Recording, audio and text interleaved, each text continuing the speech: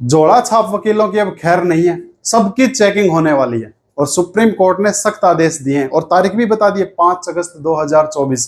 5 अगस्त 2024 से पहले सबको अपनी डिग्रियां चेक करवानी पड़ेगी कि कौन फर्जी एडवोकेट बना हुआ है, कौन असली एडवोकेट बना हुआ है। और अगर किसी ने अपनी डिग्री चेक नहीं करवाई, भले उसके पास में असली डिग्री हो, तो वो भी फंसने वाला है। और कुछ एडवोकेट तो वो भी फंसने वाले हैं जिनके पास में असली डिग्री है और अगर उन्होंने कोर्ट की शर्तों का पालन नहीं किया तो शर्तें क्या क्या है सारी बातें जानते हैं। तो सुप्रीम कोर्ट का एक आया है, ठीक है, इसका नोटिस भी आ चुका है। देखो, अब देश के सभी वकीलों की डिग्रियों की होगी जांच, सुप्रीम कोर्ट के ऑर्डर है और सभी कोर्ट के अंदर नोटिस भेजा गया, यानी कि जितने भी बार काउंसिल है उन सबके पास में सुप्रीम कोर्ट ने ऑर्डर भेज रखा है कि आप 5 अगस्त से पहले क्या करो, सबकी डिग्रियां चेक करो, पता लगेगा कौन झोला छाप वकील है और कौन झोला छाप नहीं है। और जो झोला छाप नहीं है तो वो कितना काम का है और कितना काम का नहीं है ना। वो बोलते हैं ना कि चाम का प्यारा नहीं है, काम का प्यारा है। तो जिस एडवोकेट के पास में असली डिग्री भी है पर वो काम का प्यारा नहीं है तो उसको भी बाहर करो, बार काउंसिल से बाहर करो, उसका कोई लेना देना नहीं है कोर्ट में। सारी बातें बताता हूं। देखो, Punjab and Haryana bar council में अब 5 अगस्त तक क्या हो सकता है, वकील अपने जो भी उनके पास में एजुकेशन रिकॉर्ड है, 5 वकालतनामे जिसमें स्पष्ट हो कि आपने बतौर वकील किसी केस में पैरवी की है, यानी कि 5 अगस्त तक उनको ये दिखाना पड़ेगा कि ये मैंने 5 केस के अंदर मेरी क्या लगा रखा है, मैंने अपना वकालतनामा जमा करवा रखा है। और अगर किसी ने 5 केस भी किसी एडवोकेट के पास में नहीं है, भले उसके पास में असली डिग्री है, तो एडवोकेट की श्रेणी में नहीं आने वाला है। ठीक है, वकालतनामे जिसमें स्पष्ट हो कि आपने बतौर वकील किसी केस की पैरवी की है। वह दूसरा, रिकॉर्ड जमा करवाए। पहले अंतिम तारीख का रिकॉर्ड था वो था 15 जुलाई थी, जो अब बढ़ा के 5 अगस्त कर दी है। ठीक है, यानी कि 20 दिन और दिए हैं। लेकिन ये 20 दिन देने का रीजन है, रीजन क्या है आपको समझ में आ जाएगा, क्योंकि बहुत सारा फर्जीवाड़ा मिला है, इसलिए सोचा 20 दिन और दे देते हैं ताकि थोड़ा और फर्जीवाड़ा और मिले। सोमवार को काउंसिल की तरफ से 20 दिन का समय बढ़ा दी गई है। काउंसिल की तरफ से सभी जिला बार प्रधान व दूसरे पदाधिकारियों को इस संबंध में पत्र लिखा गया है। बार काउंसिल की प्रशासनिक समिति के चेयरमैन विजेंद्र अहलावत ने बताया कि सुप्रीम कोर्ट के दिशा निर्देश पर काउंसिल करवा रही है वकीलों के जो एजुकेशन रिकॉर्ड की वेरिफिकेशन की सुप्रीम कोर्ट में दिशा निर्देश पे 1990 के बाद के वकीलों, यानी कि जो 1990 के बाद जो एडवोकेट बने उनके ऊपर ये चीज लागू है। उनकी 12वीं बीए और एलएलबी की डिग्री मांगी गई है। क्या आपकी 12वीं हो चुकी है, पहले तो ये दिखाओ, उसके बाद आपकी एलएलबी हो चुकी है, बीए हो चुकी है, इसकी क्या दिखाओ, हमको डिग्री दिखाओ। हर वकील को 5 साल के अंदर 5 केस देने थे, यानी कि जिस दिन उनका रजिस्ट्रेशन हुआ है बार काउंसिल में उस तारीख से लेकर अगली 5 साल तक 5 केस तो लड़े होंगे। एक साल में 1 केस तो आपके पास में आया होगा, ऐसे तो आप एडवोकेट रहे होंगे। और अगर आपके पास में 5 ही केस नहीं आए तो फिर आप काहे के एडवोकेट। हर वकील को 5 साल के अंदर 5 केस देने थे जिसमें वकालतनामा दिया गया है। इसके लिए 15 जुलाई आखिरी तिथि थी। अब 65,000 वकीलों ने अभी तक अपना कोई रिकॉर्ड जमा नहीं करवाया है। चोर की दाढ़ी में तिनका, यानी कि जो 65,000 एडवोकेट हैं जिन्होंने अपना कोई रिकॉर्ड नहीं जमा करवाया, इसका क्या मतलब समझेंगे आप?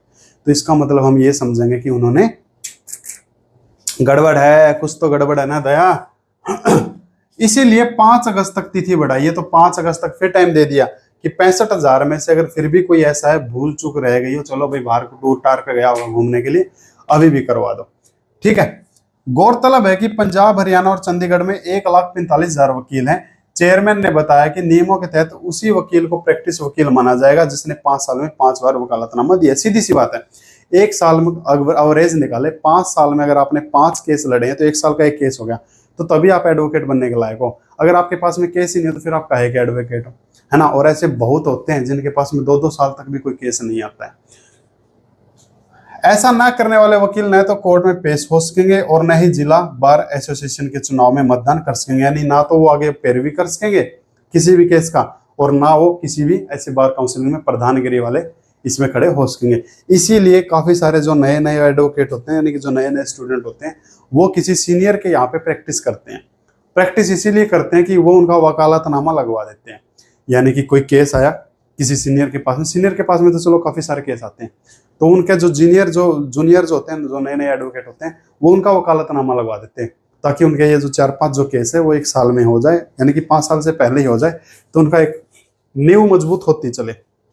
इसीलिए लोग सीनियर एडवोकेट के पास में प्रैक्टिस करते हैं। और बाकी आपको सभी को ही पता है कि एक वकील आदमी जिसको कानून की जानकारी है वो किसकी क्यों सुनेगा, तो सीनियर की कोई सुन रहा है तो उसके पीछे ऐसे ऐसे रीजन होते हैं, बहुत सारे रीजन होते हैं। ठीक है, वकील की डिग्री लेकर कारोबार कर रहे थे, कई लोग वकील बनने के बाद दूसरे काम कर रहे थे, यानी कि कुछ लोग एडवोकेट बनने के बाद प्रॉपर्टी डीलिंग का काम बहुत ज्यादा एडवोकेट करते हैं, जैसे भाई प्रॉपर्टी डीलर का हम तो लोग काम कर रहे हैं। कुछ लोग एडवोकेट की डिग्री लेके कोर्ट मैरिज रजिस्ट्रेशन का काम करवाते हैं, भाई हमारा तो कोर्ट मैरिज का रजिस्ट्रेशन का काम है, ठीक है, मैरिज ब्यूरो बना लेते हैं।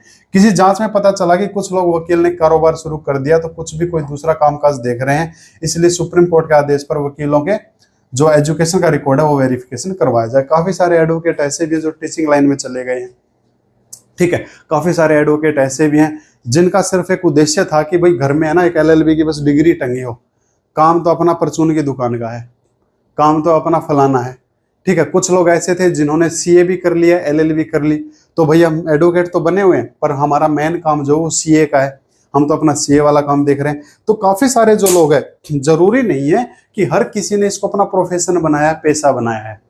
बहुत सारे ऐसे भी हैं जिन्होंने एलएलबी की है, एडवोकेट भी बने हैं, पर सिर्फ एक अपना नाम के लिए कि घर के बाहर नेम प्लेट पे लगवा दें कि एडवोकेट फलाना फलाना, बस, और कुछ नहीं है।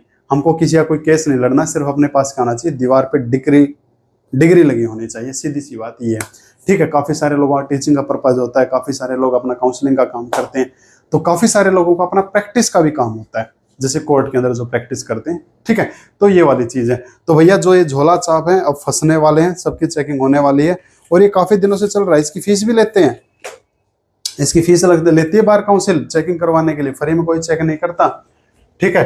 तो ये जो जानकारी इसका स्क्रीनशॉट ले लो और भेज दो अपने चाहने वाले के पास में, खासकर उसके पास में जिसको पता ना हो।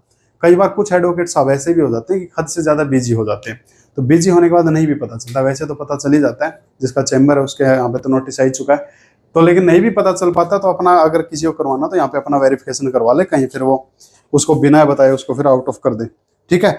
तो ये कुछ जानकारी थी झोला छाप वकीलों के लिए, फर्जीवाड़ों के लिए और कुछ असली वालों के लिए। उम्मीद करूंगा आपको अच्छी लगी होगी। अच्छी लगी इसको शेयर कर लें, लाइक कर लें, सब्सक्राइब कर लें, नहीं अच्छी लगी इसको डिसलाइक कर लें। तो 5 अगस्त तक का टाइम है भाई, ठीक है। तो थैंक यू भाई डियर। फिर मिलते हैं किसी कंटेंट के साथ में, उस कंटेंट के साथ में जो आप चाहो और आप क्या चाहते हो, कमेंट बॉक्स खुला है। Thank you ji.